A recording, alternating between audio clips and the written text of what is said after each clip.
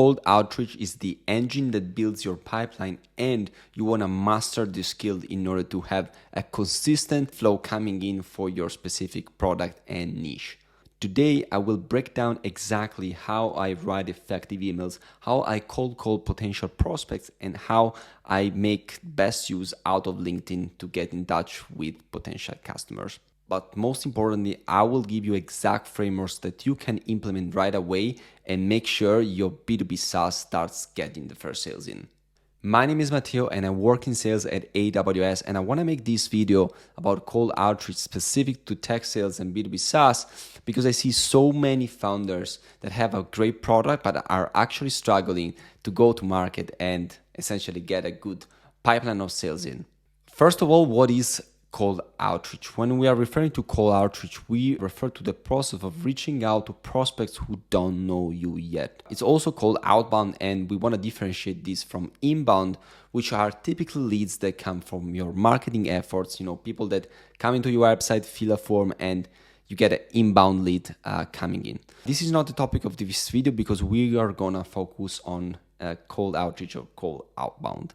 First of all, it's important to define what is the goal of cold outreach. And of course, the goal is to get sales in, but that's the end goal actually. So we have to understand what is the first goal of cold outreach, which typically is booking a meeting in B2B sales, right? And especially in B2B software, B2B tech sales, and so on. So the goal is always to book a meeting with a customer. So you don't want to sell anything in your email, LinkedIn, or cold call. You want to make sure you provide value in the outreach and make sure you secure the meeting with the prospect. And after you have the meeting, the next goal is to qualify the opportunity and eventually open a sales opportunity and start building your sales pipeline. There are three main channels that B2B sales reps use when it comes to cold outreach, especially in B2B SaaS and B2B software. And these three channels are email, phone, and LinkedIn. Great. Now that we have defined what cold outreach is and what is its goal in the first touch point, we can understand which is the first step to do in order to start properly your outbound process. So the first step is prospecting. And when we are referring to prospecting, we intend the process of identifying your ICP, ideal customer persona. So you want to make sure you understand who you are selling to. What is his job title? What kind of company prospect works in? What is his geography, his interests? And as many information as you can possibly find. So you want to make sure you, on the one hand, research about the companies you would be reaching out to and do the activity that's called contact enrichment, where you basically find the emails and the phone numbers of the prospects you want to reach out to.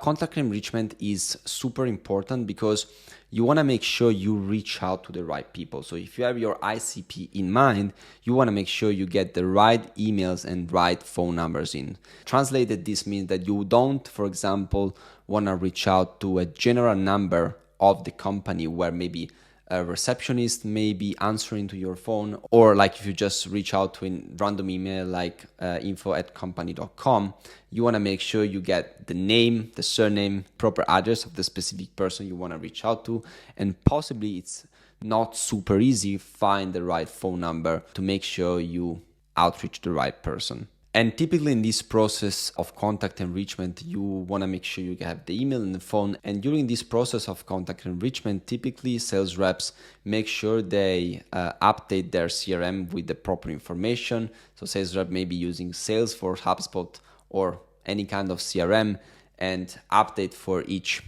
company or each account in sales terms with the proper contact name, surname, job title, email, and phone. So let's say you are selling something for engineering team. So you want to make sure, depending on the kind of company you want to reach out to understand who will be the decision maker, right? So if you are selling, something strategic for the engineering team of a company, you want to maybe look into CTOs. So your ICP will be the CTO of a certain type of company, and you want to make sure you get CTO's email and CTO's phone number to make sure your outreach can be effective, right? And you update that kind of information onto your CRM. Or maybe you're selling something for finance departments inside SMB to manage the cash flow of the company properly. So you may want to look into finance manager or the CFO of the company and make sure you get the right emails and phone numbers for that specific ICP. And finally, what is very useful in this prospecting stage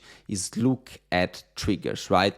Triggers means like a company maybe has expanded into new markets, news have come out, maybe a specific prospect inside your list has released a new product. So you want to look into triggers or events that you could attach to your value proposition, right? And if you have the proper triggers in place, your outreach becomes way more effective and people actually respond to you. As a rule of thumb, you can consider this. The better the research you do about a specific company, the better will be and more personalized your outreach. And the more personalized your outreach, the better chances of booking a meeting with a prospect will be. So the first way of doing cold outreach, is probably the most common one, is writing cold emails. And I want to give you guys 3 golden rules to follow when writing your emails. First of all, and most importantly, keep it short and hyper personalized. Make sure you do your own research about the prospect and the company you're reaching out to. Make it very short and hyper personalized. Number 2, focus on the prospect's problem and not your product yet. You don't want to talk about your product in your first point of contact, but you want to actually make sure you tackle the need and pain point that you know your prospect is facing. And number 3, you want to have a soft and simple CTA so you don't make pressure on your prospect and you make it easy to respond. So I want to share with you guys an exact template that I'm using, and it's working very well when it comes to cold email, and you can see it right here.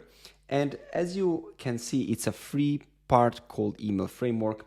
And the first part of this email is about a personalized context. So you just launched feature product fundraise, curious how that's impacting relevant area of the business. I will make an example later on, practical example, so you can see how to actually put this into context. But the first point, so you just launched feature product fundraise. That's one of the triggers we were talking about before. So you want to make sure you have something relevant that you noticed about the company when you're doing the outreach. And then relevant here depends if you're, prospecting to operations department, finance department, engineering teams, and so on, right? It really depends who you're reaching out to. Then relevant problem, right? So I speak with persona, your ICP, at similar companies, and the recurring challenge is short and sharp pain. So you want to make sure you point out the pain that you think the prospect is facing, because you know the industry, right? You want to show that you actually know the industry, you know the ins and outs, what are the pains of your ICP, and position yourself as a problem solver. And then you want to have a low pressure CTA, open to a quick exchange on how others are navigating this. This is a good and simple and soft CTA, and you want to make it easy for the customer to respond. Let's put this into practice, and let's take our ICP as Mark, head of operation or CEO at a B2B SaaS company. So the subject of the email is 70% of ops team hit inefficiencies after launching new markets. So this is a good subject because first of all, it starts with a number, and this is something that I saw in my cold email working very well. And then it's pointing out directly one of the pain points I know the industry is facing. Hi Mark, I saw your team recently expanded into 2 new markets in under 6 months. Congrats on this milestone. The trigger. I'm curious how that rapid expansion is impacting process alignment and internal reporting consistency across teams and regions. So showing natural curiosity, right, around the operations world. In conversation with head of ops or COO at B2B SaaS companies in the analytics and BI space, typically scaling from 70 to 120 FTEs, about 70% report operational inefficiencies during early expansion, and 45% mention duplicative workflow or misalignment within 3 to 4 months of entering new market.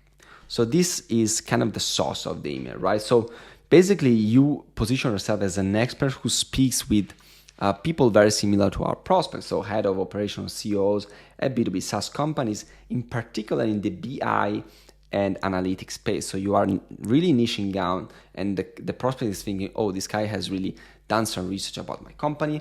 And you're also adding, from 70 to 120 people FTEs. So you want to make sure you know how the companies has scaled in the last month in terms of people, and then you point out the problem that you know, right? So operational inefficiencies, duplicated workflows, and so on. Happy to share how others in the industry are tackling this successfully if it's top of mind on your side too. Best, Matteo.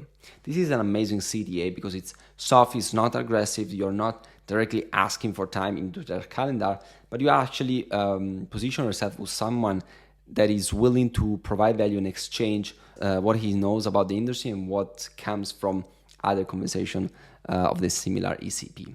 So guys, you can use this template and adapt it to your industry and product, and let me know in the comments below how this is performing. Now I want to move into cold calling, which is one of my favorite ways to reaching out to prospects. Why it works? Because it's direct, fast, and human.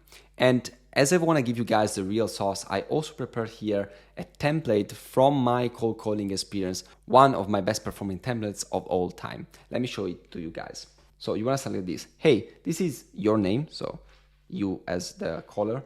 From company name, am I speaking with prospect name? And then you want to wait for the confirmation. I got your number from source, and I'll keep this very brief. Would you have just 1 minute for us to talk? And then you want to wait for consensus. These two first paragraphs are essential, right? When the customer picks up, you don't want to talk immediately about your product or, just talk, and not letting the customer speak, right?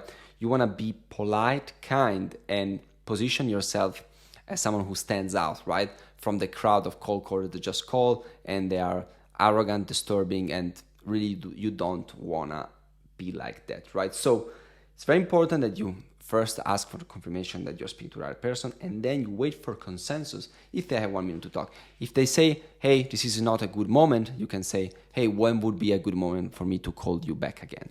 You don't want to talk into the details if you don't have consensus. And trust me, when you kindly ask for 1 minute of their time, you typically get the consensus, right? In my experience, like 70% of the time, people will tell you, yes, I have just 1 minute to talk, or they will have, yes, I'll give you 30 seconds. Yes, I have just 30 seconds or whatever. Typically, if they say they have less than a minute, they will stay on the phone for at least a minute. So really, if you get a consensus in, then you're on a good. Then you want to go like, I'm reaching out because I speak with ICP role, a company type, dealing with key scenario. One thing that often comes up is relevant friction or challenge, so problem.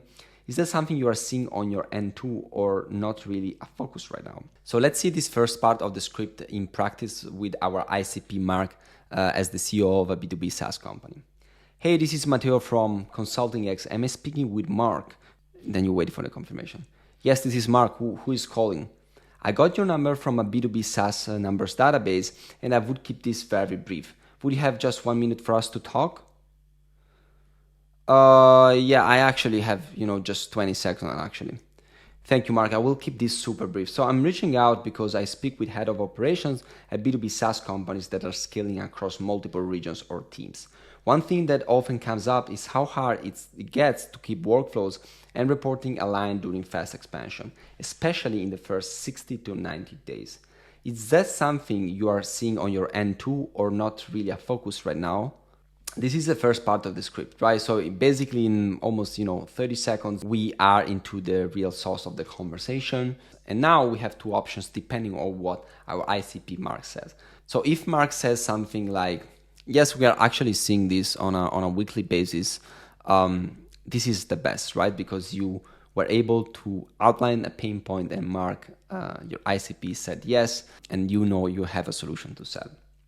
And in this case, you want to go like, got it, that's exactly why I reached out. Would it make sense to set up a quick 15-minute chat later this week or next one? I can share how other op leaders are handling this without adding unnecessary complexity. So again, you're asking time not to position your product directly, but to share value and basically share how other leaders are tackling this problem. And then in the case that Mark says no, like, no, we're actually not seeing this, or this is not relevant to me, you can say, totally fair, Mark, would you mind sharing what's the biggest challenge you are facing in operations right now? Just curious, I might still be able to point you in a helpful direction. So This is very good because here you pivot the conversation to what actually matters to them. So if Mark shares with you, or your ICP shares with you what's their problem in the operation space, and you are actually able to position a solution for that, great, because then you will be able to pivot the conversation to what actually matters to them, and you will be able to book a meeting and have a conversation with your ICP. If they say like, no, I prefer not to talk about it, then it's okay. You can end the conversation politely and you just move on to the next prospect, right? We don't want to be rude. We don't want to interfere too much in their day-to-day. After this kind of conversation, if they're not open to share anything with us, then it's okay to move on to the next one. And you can end maybe with something like, thank you, Mark, for call. Would it make sense for me to reach out to you in a couple of months from now to see if something has changed? And this is like the last resource you can use, right? Maybe Mark can say, yes, you can call me, 3 months from now. And this is great. Like you can update your CRM and you will reach out later on. If he says like, hey, don't call me anymore. Okay, it's okay. Just move on to the next one. Key mindset and rules to have in mind when doing cold calling. So first of all, expect rejection a lot of times. It's a volumes game, and I guarantee you, if you can withstand, the no's, you will be able to get the yes and meetings booked for your product. Stay confident and polite. Really, be confident in what you're saying and be polite. Being polite really goes a long way when doing cold calling. And remember, you don't want to sell anything on the first cold call, but you just want to book the meeting with a prospect as an exchange of value and not to sell anything.